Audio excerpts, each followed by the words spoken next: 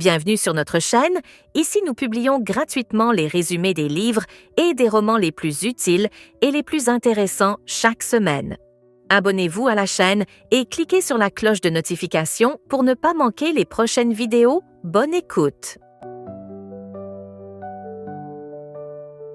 Et si je te disais que ton plus grand ennemi, ce n'est pas le monde, ce n'est pas la malchance, ce n'est même pas les autres, mais toi-même? David Goggins est passé d'un homme obèse, dépressif et sans avenir à l'un des esprits les plus puissants de la planète. Et dans cette vidéo, tu vas comprendre comment rien ne pourra plus jamais te blesser. Le livre « Plus rien ne pourra me blesser » Can't Hurt Me a été écrit par David Goggins, ancien Navy SEAL et athlète d'ultra-endurance. Il l'a écrit pour raconter son parcours de vie extrême et montrer comment il a transformé la souffrance, la peur et l'échec en force mentale.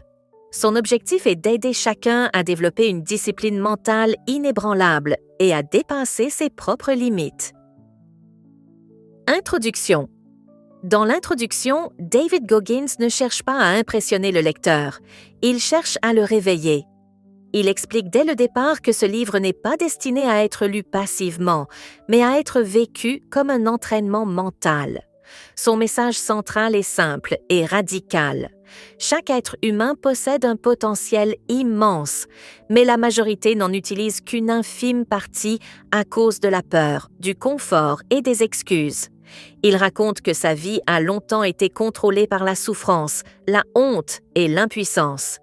Violence familiale, pauvreté, surpoids, échec scolaire, manque total de confiance en lui. Il insiste sur le fait qu'il n'est pas né fort. Il était exactement comme la plupart des gens, confus, effrayé et persuadé que ses limites étaient réelles.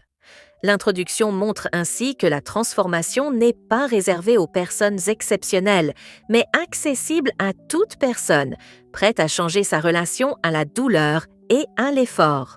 Goggins explique ensuite que le plus grand combat de l'être humain ne se déroule pas dans le monde extérieur, mais dans son esprit.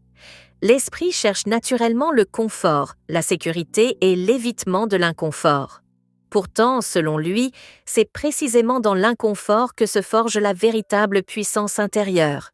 Il affirme que la souffrance n'est pas un ennemi, mais un outil. Chaque difficulté devient une occasion d'élargir ses limites mentales.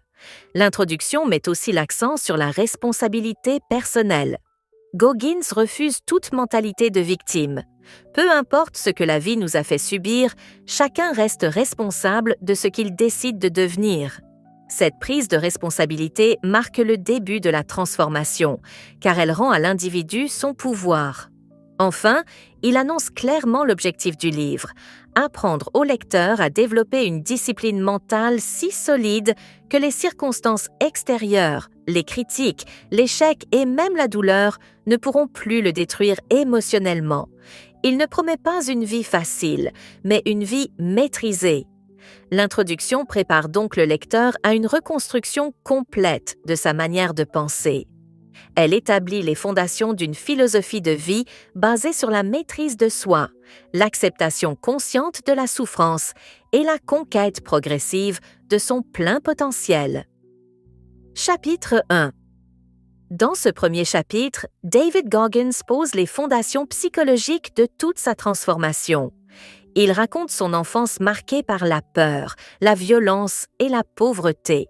Son père était brutal, autoritaire et imprévisible.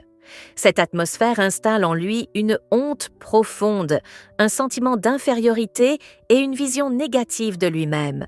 Très jeune, il développe l'habitude de se voir comme faible, incapable et sans valeur. Il explique que ce conditionnement mental est souvent invisible. On croit que c'est notre personnalité, alors que ce sont des blessures non guéries. Plus tard, devenu adulte, cette programmation mentale produit ses effets. Goggins devient obèse, souffre de dépression, travaille sans ambition, accumule les échecs scolaires et vit dans une grande frustration. Son monde intérieur est dominé par une phrase qu'il répète inconsciemment « Je ne suis pas fait pour réussir ». Ce chapitre montre que le véritable ennemi n'est pas la situation extérieure, mais le dialogue intérieur. Le tournant de sa vie survient lorsqu'il regarde un documentaire sur les forces spéciales américaines. Pour la première fois, il voit des hommes ordinaires accomplir des choses extraordinaires par la discipline mentale. Il comprend alors une vérité essentielle. Le potentiel humain est largement supérieur à ce que nous utilisons. Cette prise de conscience déclenche chez lui une révolution intérieure. Il décide d'arrêter de se mentir. Il se regarde dans le miroir et se parle sans complaisance. Il dresse la liste de toutes ses faiblesses, de ses échecs, de ses lâchetés. Il appelle cela le principe de la responsabilité totale. À partir de ce moment, il cesse d'accuser son passé, ses parents ou la société. Cette démarche rejoint parfaitement ce que le psychologue Carl Rogers appelait l'acceptation radicale de soi, qui permet de transformer la souffrance en croissance. De même, Viktor Frankl écrivait « Lorsque nous ne pouvons plus changer une situation, nous sommes mis au défi de nous changer nous-mêmes. » Goggins illustre cette transformation par des actions concrètes. Il perd plus de 40 kilos en quelques mois, s'entraîne dans la douleur, apprend à supporter l'inconfort volontairement. Chaque effort devient une victoire contre l'ancienne version de lui-même. Il découvre alors une vérité capitale du livre. La confiance ne naît pas de la pensée positive, mais de l'expérience répétée, de la difficulté surmontée. Ce chapitre enseigne donc que la reconstruction de soi commence toujours par 3 étapes. Une prise de conscience brutale de sa réalité, une responsabilité totale de son avenir, puis une exposition volontaire à la difficulté. En résumé, le chapitre 1 n'est pas seulement une histoire de transformation personnelle. C'est une démonstration puissante de ce principe universel. L'homme ne change pas quand il souffre, il change quand il décide de ne plus fuir la souffrance. Chapitre 2. Dans ce deuxième chapitre, David Goggins introduit l'un des concepts les plus importants de tout le livre, la construction de l'identité par l'action. Il explique que le véritable changement ne commence pas dans la motivation, mais dans la décision d'agir, malgré la peur, la fatigue et le doute. L'esprit humain cherche naturellement le confort, mais ce confort est l'ennemi de la croissance. Goggins raconte qu'après avoir décidé de devenir un Navy SEAL, il découvre l'ampleur réelle de ses faiblesses. Son corps est faible, son souffle est court, son esprit abandonne très vite. À chaque entraînement, il est humilié, dernier de la classe, souvent au bord de l'échec. Mais au lieu de fuir, il reste. Et c'est cette décision répétée de rester dans la difficulté qui transforme lentement son identité. Il explique un principe central. On ne devient pas fort en se disant que l'on est fort, on devient fort en faisant des choses difficiles. Chaque fois que tu agis malgré l'inconfort, tu construis une preuve intérieure que tu es capable. Cette accumulation de preuves crée une nouvelle image de toi-même, plus solide, plus confiante et plus résistante.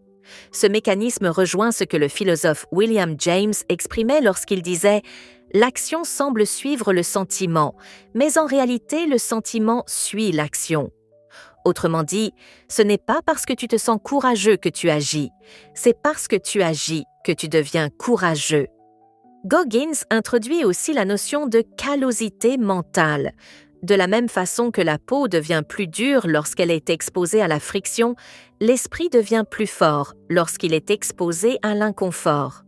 La douleur n'est donc pas un obstacle à éviter, mais un matériau de construction intérieure. Il montre que beaucoup de personnes restent bloquées parce qu'elles attendent d'aller mieux avant d'agir.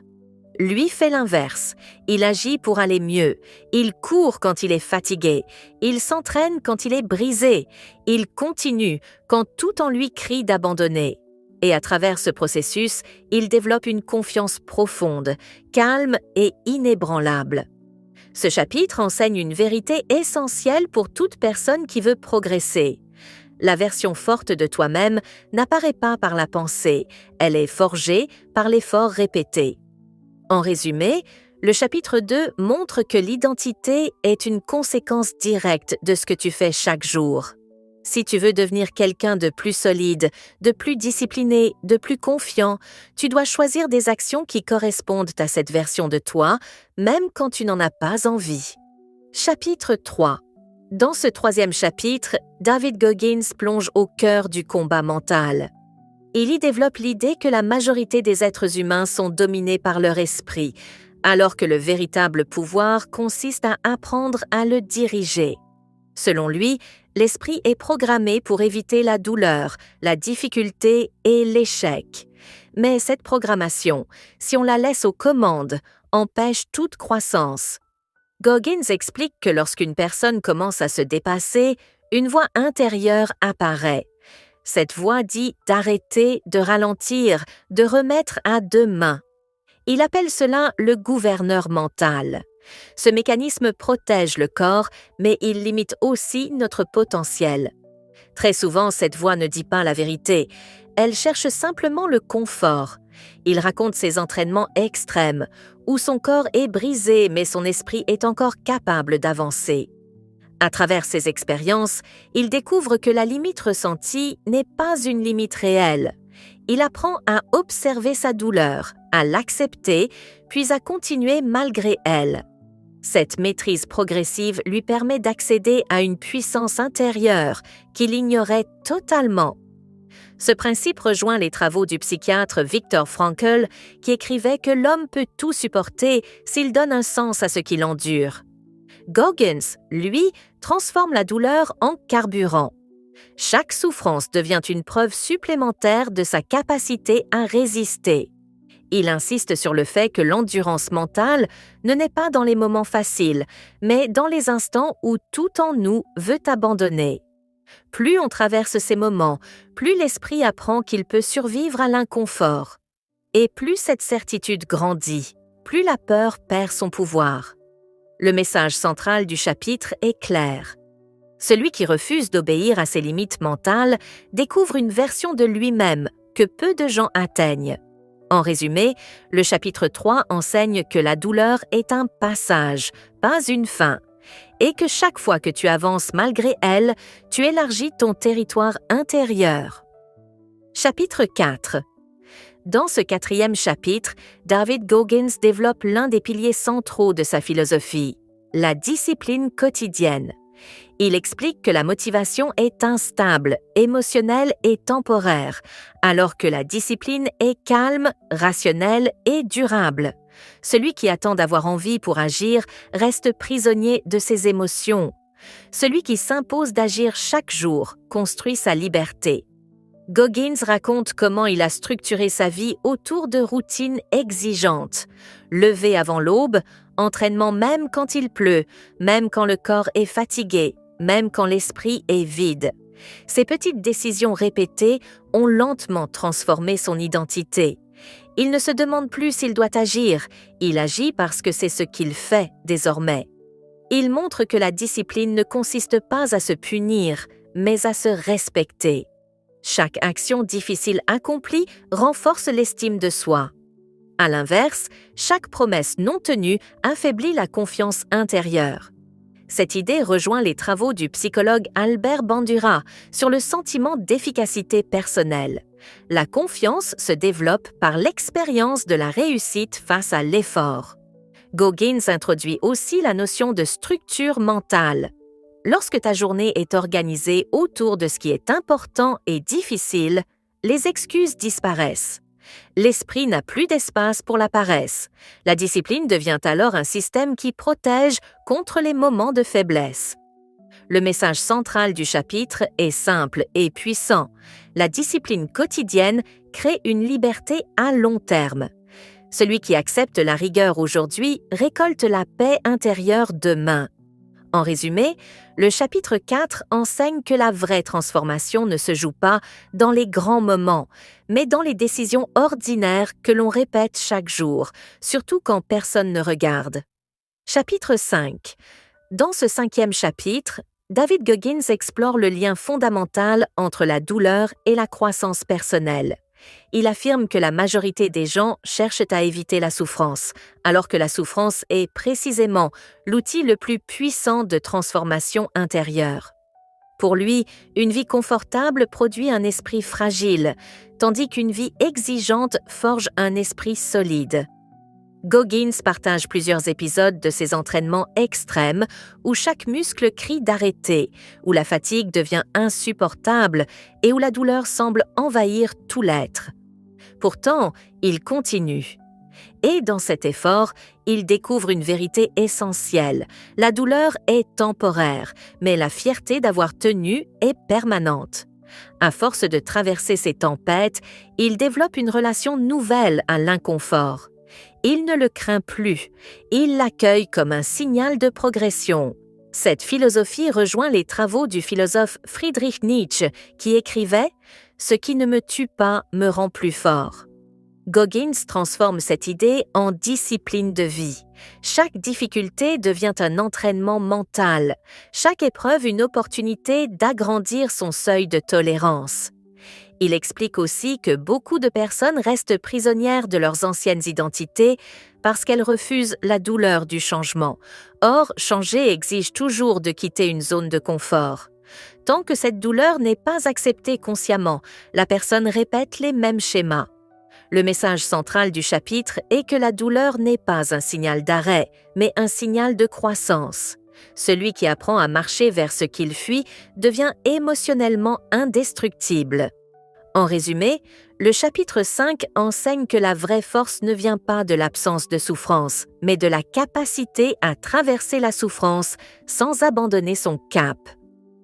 Chapitre 6. Dans ce chapitre, David Goggins introduit un outil central de sa transformation intérieure, la confrontation honnête avec soi-même. Il explique que la plupart des gens se racontent des histoires pour éviter de regarder leurs faiblesses.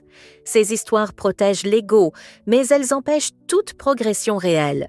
Pour évoluer, il faut accepter de voir la vérité, même lorsqu'elle dérange. Goggins décrit sa pratique du miroir, un exercice simple mais radical. Il se regarde et énumère sans filtre tout ce qu'il n'aime pas chez lui, tout ce qu'il n'a pas accompli, tout ce qu'il fuit. Ce moment de lucidité n'est pas une autodestruction, mais un acte de responsabilité.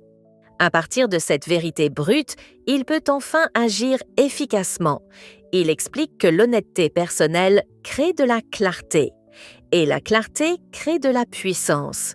Tant qu'une personne ne nomme pas précisément ce qu'elle doit améliorer, elle gaspille son énergie. En revanche, lorsqu'elle met des mots clairs sur ses faiblesses, elle transforme un problème flou en objectif concret. Ce principe rejoint la pensée du philosophe antique Socrate, qui affirmait que la connaissance de soi est la base de toute sagesse. Goggins modernise cette idée en la rendant pratique et exigeante. Il ne s'agit pas de réfléchir, mais d'agir immédiatement à partir de ce que l'on découvre sur soi. Le message central du chapitre est que la vérité personnelle, même douloureuse, est libératrice. Celui qui accepte de se confronter à lui-même sans excuse devient maître de son évolution. En résumé, le chapitre 6 enseigne que le progrès commence quand on arrête de se mentir et qu'on décide d'agir à partir d'une réalité assumée. Chapitre 7. Dans ce chapitre, David Goggins traite d'un sujet que peu de gens acceptent vraiment, la persévérance quand tout s'écroule. Il explique que le progrès n'est jamais une ligne droite. Il y a des chutes, des rechutes, des moments de doute et parfois des retours en arrière. Ce qui sépare ceux qui réussissent de ceux qui abandonnent, ce n'est pas l'absence d'échec, mais la capacité à continuer malgré l'échec. Goggins raconte qu'il a lui-même connu des périodes de fatigue mentale, de découragement et même de perte de discipline. Mais au lieu de se juger ou de renoncer, il utilise chaque chute comme un matériau d'apprentissage. Il analyse ce qui n'a pas fonctionné, ajuste sa stratégie et reprend la marche. Il insiste sur une idée centrale. L'échec ne te définit pas, ta réponse à l'échec te définit. Cette philosophie rejoint les travaux de Thomas Edison, qui disait que chaque erreur est une découverte d'une méthode qui ne fonctionne pas. Goggins enseigne que la vraie force mentale apparaît quand la motivation a disparu. Dans ces moments, seule la discipline construite auparavant permet d'avancer. Et chaque pas effectué dans ces conditions renforce encore plus l'identité d'une personne résistante et fiable.